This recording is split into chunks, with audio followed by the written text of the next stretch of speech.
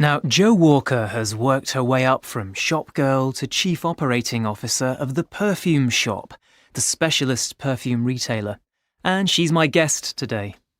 Now, Jo, you've got a sales philosophy that's not centred on just selling products, haven't you? That's right. The way I view sales is that it is not just about doing a one-off deal.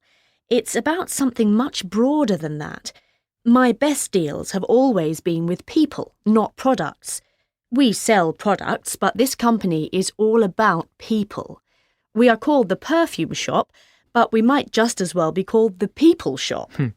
Now, I understand that in your group you've adopted what are called the FISH principles.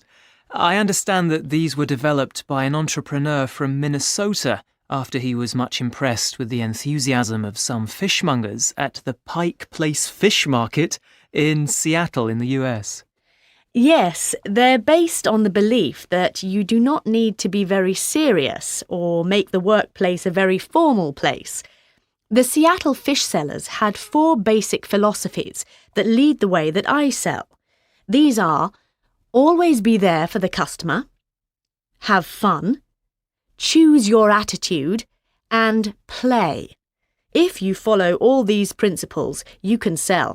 It does not matter what the product is. Tell me about each one of those. Well, always being there for the customer means listening and empathizing with them and giving them personal advice. Having fun involves making selling enjoyable and interacting with customers. Choose your attitude is about being positive at work. And playing once involved the perfume shop staff choosing spontaneously to dance a huge conga at a company event. Perfume's a really emotional product, isn't it? Presumably you feel that these principles are particularly appropriate for selling such an emotional product. Yes, selling is about having a relationship with the customer that's appropriate and relevant to what you're selling. This relationship is very important in my business because a lot of people don't have the self-confidence to go into a department store and ask about perfumes. And sometimes people really associate perfumes with an occasion like their wedding or with a particular person.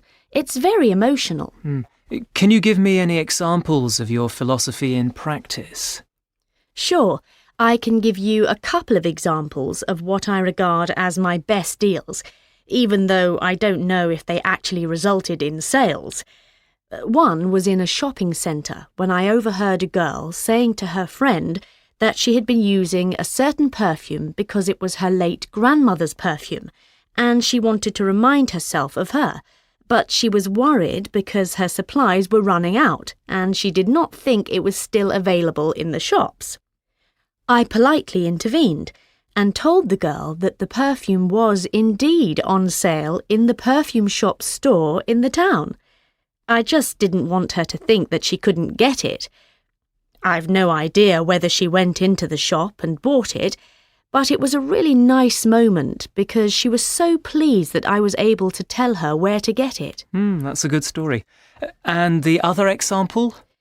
The other example comes from when I was in one of the perfume shop's stores, and a man came in looking for a perfume for his wife that I knew had been discontinued. He could not get it anywhere, so I said that I had a bottle at home and I would send it to him, which I did.